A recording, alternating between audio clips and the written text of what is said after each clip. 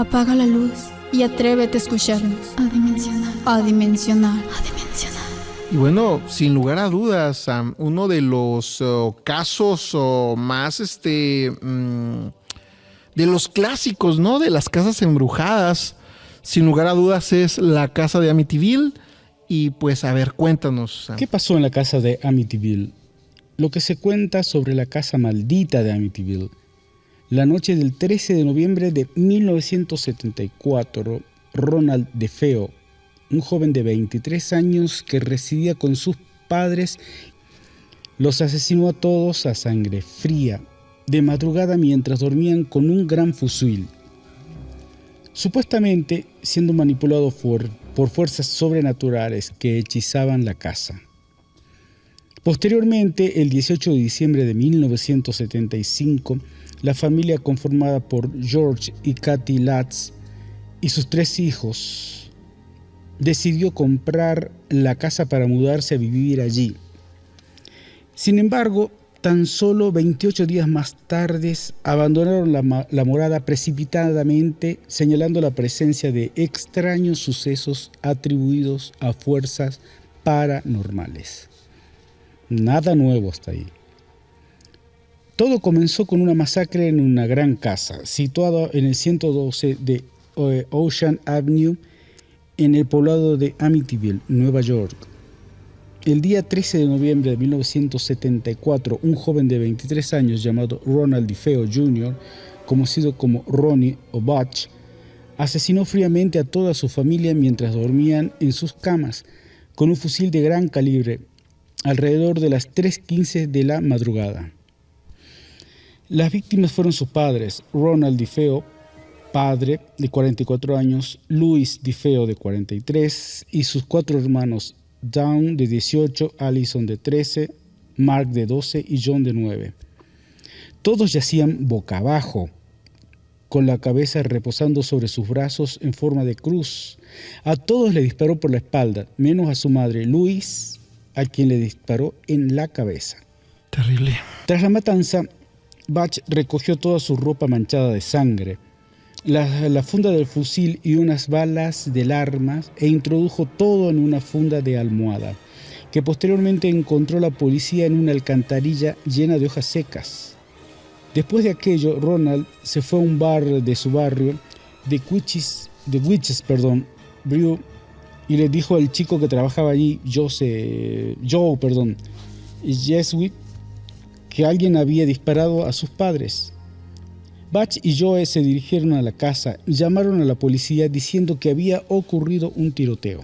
Terrible esto. O sea, imagínate, para poder llevar a cabo esta... No solo sangre fría se necesita. Sangre fría estuvo premeditado, ¿eh? Esto, o sea, mira, si analizamos, ¿no? Todos boca abajo. Exactamente. Con la cabeza reposando sobre sus brazos en cruz. ¿Los obligó a ponerse así? ¿O tal vez los drogó? Porque si estaban dormidos y no se dieron cuenta que un fusil de un gran calibre definitivamente debió haberlos sedado o los debió haber dormido, porque oye, un disparo, tú te despiertas, te levantas de inmediato. Entonces, si todos estaban dormiditos, acostados, y luego todavía se tomó la sangre fría, el cuate de ponerlos en cierta posición, con brazos en forma de cruz, terrible, ¿no? Y luego disparo por la espalda, sangre fría, y a la mamá en la cabeza. ¿Qué habrá pasado en esos momentos la cabeza de este amigo para ir a un bar y contarlo como si nada? No entiendo mucho de psicología, pero debe haber algo más que sangre fría en este muchacho y... ¿quién sabe? El misterio sigue allí, pero no hay nada claro hasta ahora. O en ese momento, en todo caso, para salir a esta edad a contarle a un extraño en un bar lo que había pasado. No estamos hablando de alguien normal, común y corriente, me parece. Cuando la policía llegó, irrumpieron en la casa y descubrieron que ahí yacían 6 cuerpos sin vida y sacaron los cadáveres de la casa. Obviamente Ronald era el principal sospechoso. Desde luego que va a ser el principal sospechoso. ¿Sí? ya que era la única persona de la familia que no había sido asesinada. Al ser interrogado, Ronnie dijo que había salido pronto de su casa para adelantar trabajo, pero la hora de la muerte no encajaba y su coartada falló. El chico fue arrestado y sometido a juicio. Para respaldarse en su inocencia, DeFeo dijo que unas voces que él escuchaba en su casa le habían obligado a hacerlo. Aquel testimonio resultó absurdo para el juzgado, ya que tenían entendido que Ronald era un pequeño historial delictivo y coqueteaba con las drogas.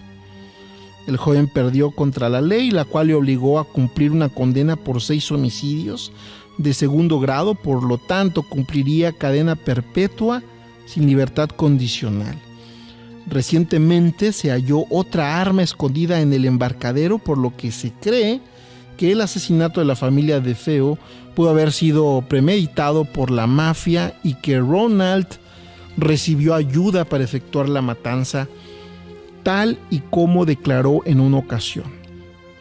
Existen teorías que explican que los posteriores sucesos que ocurrieron en la casa, los fenómenos paranormales que supuestamente atormentaron a los Lutz, fue una farsa para encubrir los verdaderos fines de la mafia, que a la sazón deseaba quedarse con el dinero de los DeFeo.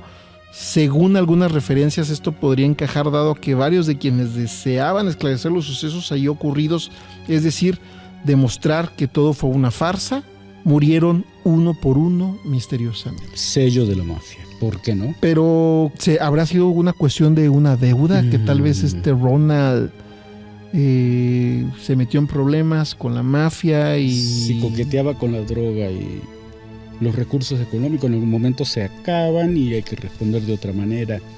Y tal cual la mafia no perdona, ni creo que haya dejado pasar por el casino maestro. Y sí, tiene algunas características mafiosas, que vaya muriendo gente vinculada a esto o que podría haber aclarado de alguna manera o de otra lo que sucedió en realidad. Oye, Sam, pero si te fijas de lo que comenta de que las personas que intentaban demostrar que era un fraude la cuestión paranormal fueron a las que asesinaron, ¿eh? Por eso, sí. ¿Por qué no? O quién sabe las circunstancias en las cuales murieron también. Donde hay poder y dinero corrupto se puede hacer cualquier cosa. Y por supuesto, si van muriendo quienes pudieron haber aclarado esto, quedan puntos suspensivos, varios aún. Y no creo que tampoco sea a esta altura de la vida mucho interés, pero no debe ser el único caso, ¿eh? La familia Lutz. George Lutz tenía 30 años y era padre de familia. Poseía su propia empresa topográfica, William Perry Incorporation. Entre los meses de junio y noviembre, él y su esposa, Kathy Lutz, también de 30 años, habían visitado más de 50 viviendas en las costas sur de la isla, antes de decidirse a buscar en Amityville. Ninguna casa de precio comprendido entre $30,000 y $50,000 reunía todos los requisitos que esta familia quería que tuvieran su nuevo hogar, que estuviese cerca del mar y que George pudiera trasladar ahí su oficina. El número 112 de Ocean Avenue.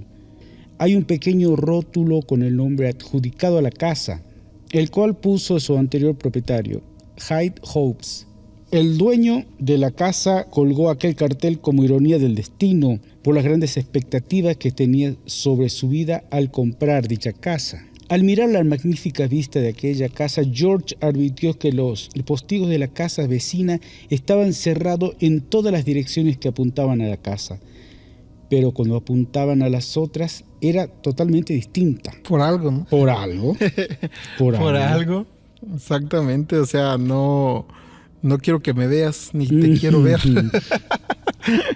Alejarse por algún motivo exacto. Así es. Zona residencial de Amityville, 6 dormitorios, colonial holandés, espacioso cuarto de estar, magnífico comedor, atrio cerrado, 3 baños, sótano completo, garage para 2 coches, piscina de agua caliente y amplia caseta para botes. Pedían $80,000, una ganga. Nada. Una ganga por algo, ¿no? Nada. Por algo, así es. George se sorprendió muchísimo y pensó que el precio era erróneo, Pero tras una visita por el interior de la casa, Evans les confesó sin mayor dilación que aquella había sido la casa donde aconteció la tragedia de los DeFeo. Sin embargo, tanto George como Katy se mantuvieron aparentemente indiferentes. De hecho, la casa reunía todos los requisitos que ellos querían y más. Por ello, aunque excediera de su presupuesto inicial, la consideraron la casa de sus sueños. George dijo que, después de todo, los fantasmas no matan, las casas tampoco, solo matan las personas. Primeros sucesos. Los Latz afirman que desde el primer día en la casa sucedía algo extraño. Llamaron al padre Pecoraro para que les bendijera la nueva morada. Y en una de las habitaciones el padre escuchó una voz siniestra que le dijo: «Fuera de aquí».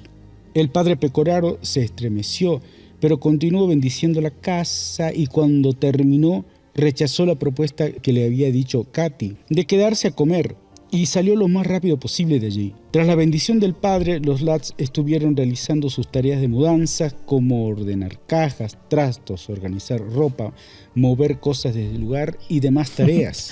Se le da miedo, no anda en burro, ¿no? Como si nada. No se quiso quedar. Como si nada. Al acabar el día, Katy y George acostaron a los niños y ellos se quedaron en la sala de estar. George alimentaba el fuego de los leños porque notaba un frío glaciar en la casa.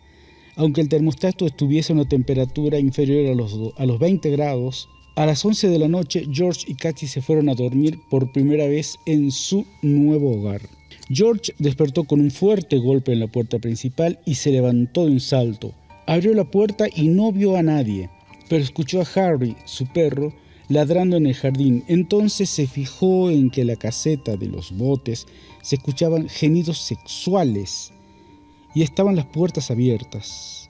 George se extrañó a recordar que las había cerrado, pero pensó que sería una mala jugada por el sueño. George volvió a su cama y eran las 3:15 de la madrugada. Esa fue la primera noche que George se despertó a la misma hora. A lo mejor sí se metió alguien ahí, ¿no? En fin. Ok, sí, bueno. Bien. Ok. Felicidades. Al día siguiente, George tenía un frío glaciar y estaba comprobando que todas las puertas y ventanas de las casas estuvieran cerradas o bien para cerrarla, por si alguna hubiera quedado abierta. Cuando entró en el cuarto de costura, al interrumpir en la habitación, George se quedó perplejo a ver cientos de moscas en la ventana. A pesar de que estuvieran en pleno invierno, George cogió un periódico enroscado y mató a todas las que pudo. A las demás las echó por la ventana. Vaya momento. Y lo característico, ¿no? Ante manifestaciones sobrenaturales o manifestaciones fantasmagóricas, pues de alguna manera, siempre el descenso de temperatura, ¿no? O sea, que hay un descenso en la temperatura. Sí. Un fenómeno físico, ¿no? O sea, que de ocurrir, o la gente que lo ha experimentado, que asegura haber sentido, haber tenido esos síntomas de frío ante ese descenso de temperatura, bueno, siempre es curioso, ¿no? Sin una explicación lógica. Sin una explicación lógica. Y luego sí como que George Lutz, en caso de que esto no hubiese sido tramado o que hubiese sido un fraude, pues oye, es como si los demonios o los fantasmas o cualquier cosa que viviera en ese lugar pues estuviera como atormentándolo solamente a él, ¿no? Molestándolo en un principio a él. Con respecto al cambio de temperatura, debería de haber alguna explicación. Supongo yo una explicación, no sé si científica o lógica, también me parece un tema a tratar. Y la cuestión de los gemidos sexuales, que pues es uno de los 7 pecados capitales, la lujuria, ¿no? Entonces, en cierta manera, sí te encaminan la historia a cuestión de que probablemente esas cuestiones demoníacas, o sea, o la quisieron redireccionar a ese rollo, ¿no? ¿Por qué no? Esa misma noche George se despertó sobresaltado por un fuerte ruido. A pesar de que había revisado todas las puertas y ventanas, la del cuarto de costura estaba abierta y la puerta se abría y cerraba continuamente haciendo un estrepitoso ruido. La pesada puerta de la entrada también estaba abierta, pero cuando George iba a cerrarla, descubrió que había sido arrancada de sus ejes, pero la cerradura solo se veía forzada por dentro de la casa. Era extraño que solo se hubiera despertado él, pues la puerta debía haber hecho un ruido estruendoso. Cerró la ventana del cuarto de costura, arregló la puerta de la entrada como pudo y volvió a la cama. Eran las 3:15 de la madrugada y era lo que te comentaba, que es como si estas energías solamente lo estuvieran molestando o martirizando, ¿no? A él, no lo sé.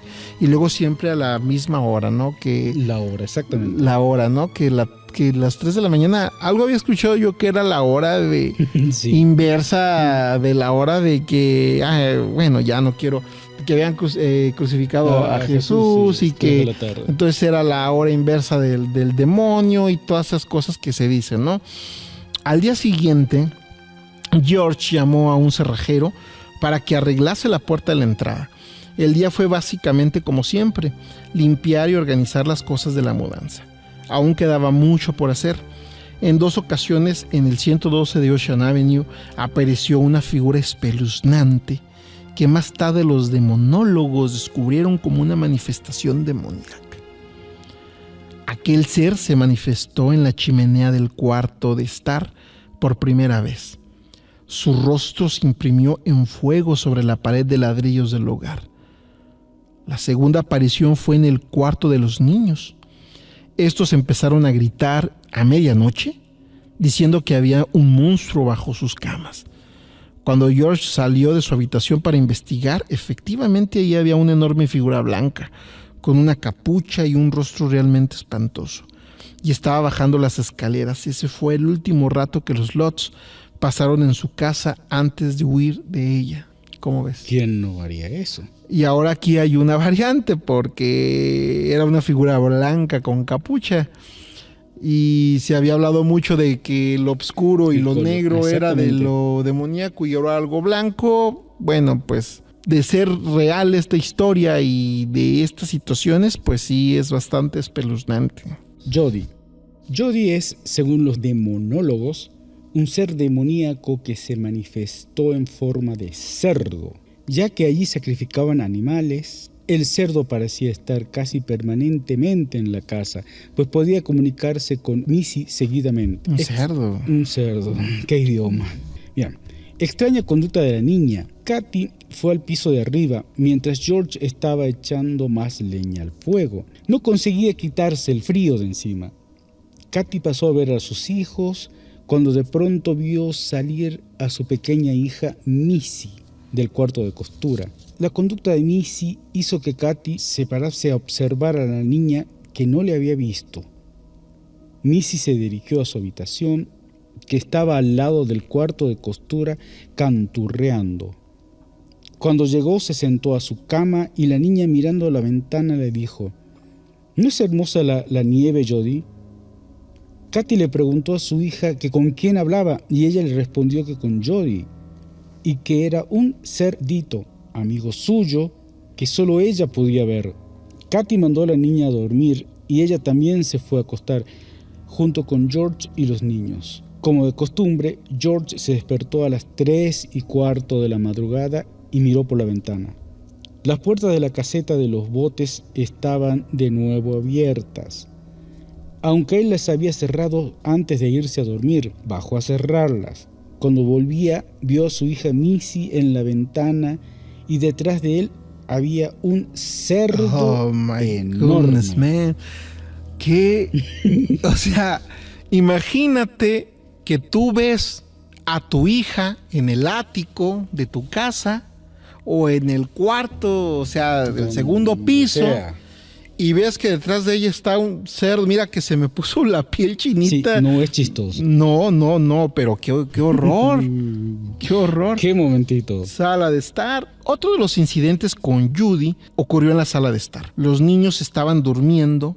George y Katy estaban frente a los leños, hablando sobre las cosas extrañas que les estaban ocurriendo en la casa. Katy estaba asustada y preocupada y se levantó a abrazar a su marido, cuando de pronto lanzó un grito y se echó las manos al rostro.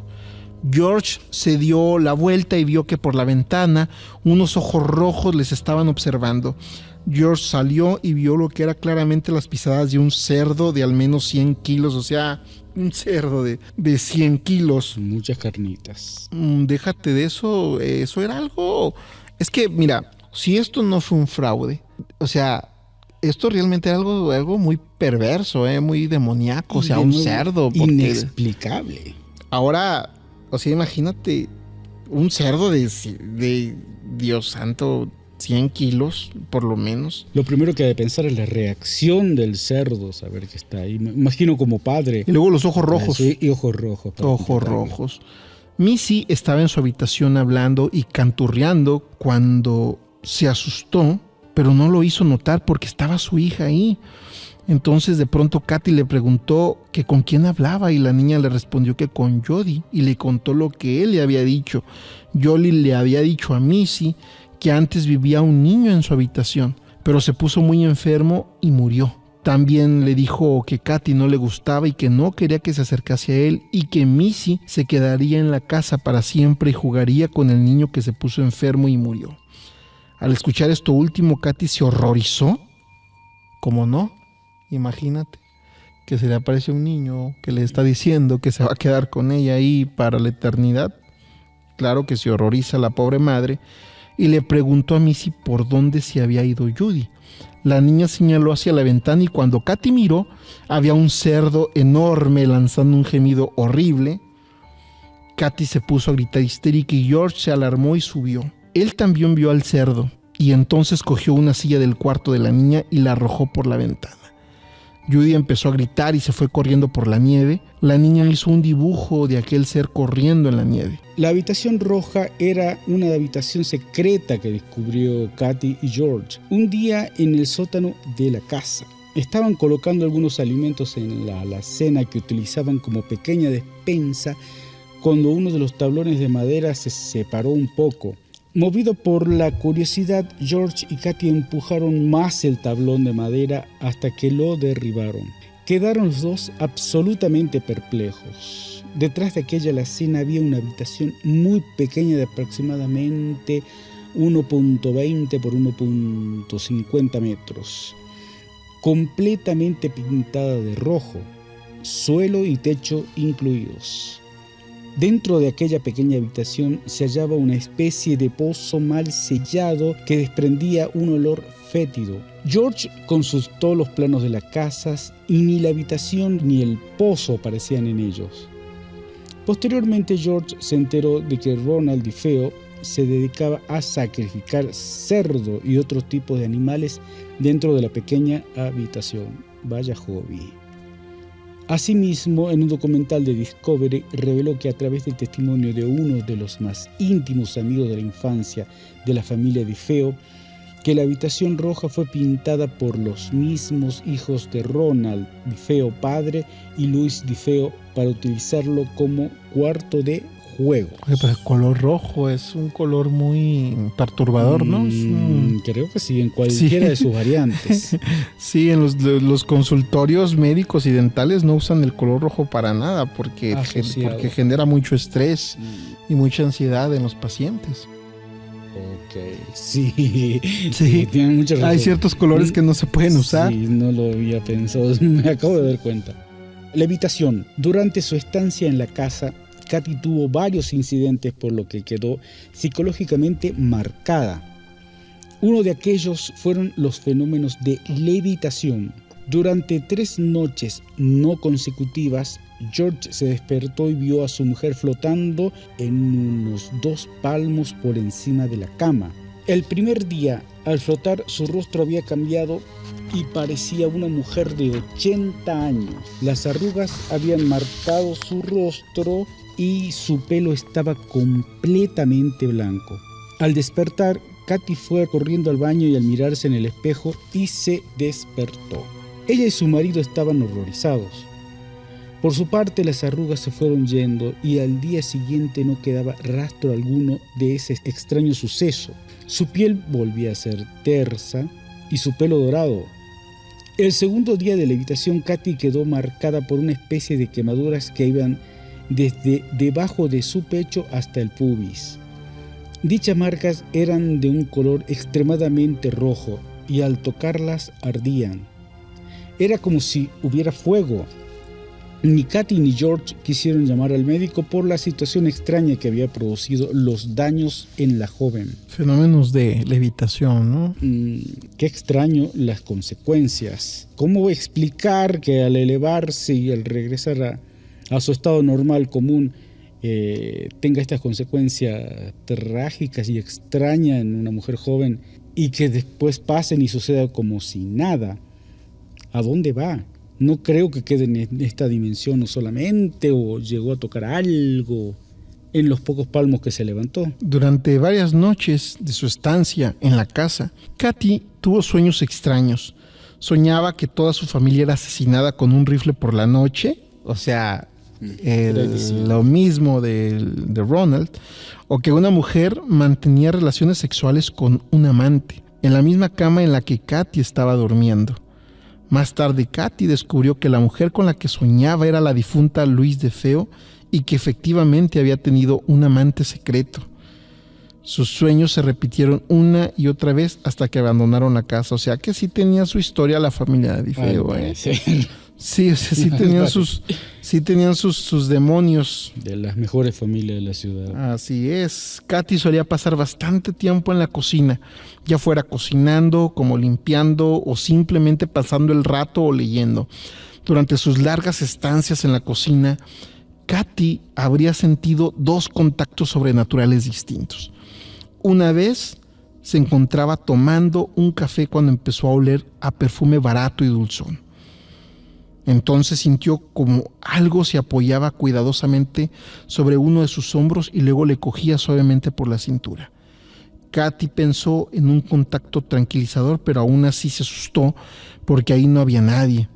Otro de sus contactos también comenzó con aquel olor a perfume barato y dulzón. La situación era parecida. Katy estaba lavando los platos y sintió como 2 personas distintas le presionaban, pero esta vez no era cuidadosamente, sino bruscas y enérgicas. Katy dejó de pasar su tiempo libre en la cocina, pues tenía miedo de que estos contactos pudieran hacerle algún daño físico, como le había ocurrido con las quemaduras en la segunda de sus levitaciones. También declaró que las cosas se movían del lugar o simplemente desaparecían. Siempre, si te fijas, tiene una connotación sexual esto, ¿eh? Sí. O sea, es una connotación sexual. O sea, la primera como tipo cachondona, ¿no? Que se acerca y la toma suavemente por la cintura, pero la segunda muy agresiva, ¿no? Exactamente. Muy agresiva, o sea, como tipo que vamos de nueva cuenta con los demonios, ¿no? Y esta cuestión sexual que hay dentro de la cuestión de la demonología y esta situación. Pero en fin. Jimmy y Carey. Dinero.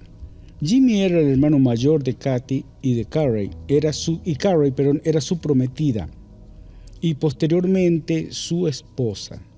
El día de la boda, Jimmy fue al 112 de Ocean Avenue para visitar a su hermana y a su cuñado George.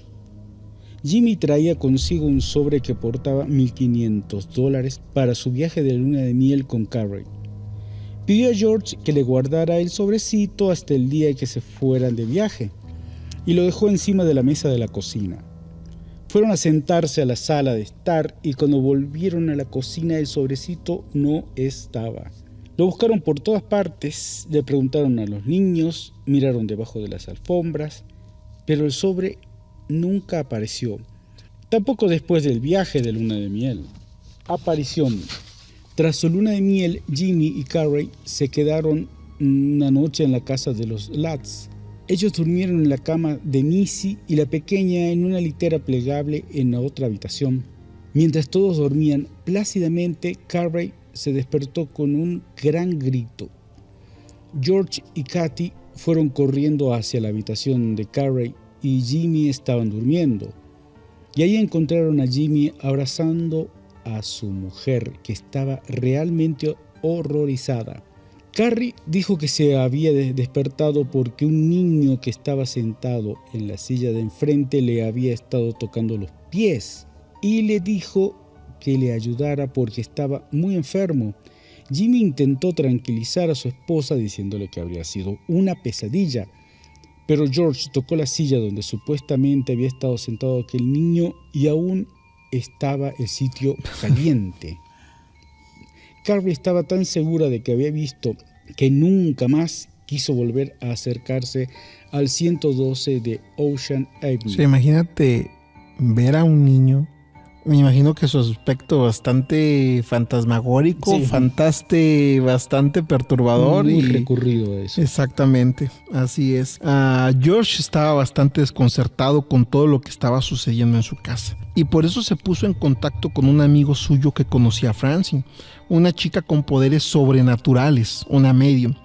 Francine nació con velo veneciano y supuestamente por eso Francine tenía esos poderes. Cuando Francine entró a la casa estuvo manteniendo una charla con George hasta que ella misma sacó el tema espiritual. Le dijo a George que acercarse la mano a cierto lugar y este lo hizo. George notaba una corriente de aire frío cerca de la cocina. Francine entró ahí y dijo que había un olor extraño, a perfume barato. Otra vez el perfume. Fíjate que sí es uno de los fenómenos que se presentan ante apariciones, un olor. Hay personas que perciben olores de la nada. De ¿no? verdad. Mujeres, ¿sí? Principalmente. Sí. O sea, y sienten previo a la aparición de algo, ¿no? Que nunca son agradables. Así es. Katy se quedó boquiabierta, pues no había mencionado ninguno de sus contactos en la cocina. Francine dijo que en la cocina había un anciano y una anciana y que posiblemente habían sido dueños anteriores de la casa o simplemente decidieron alojarse ahí después de su muerte.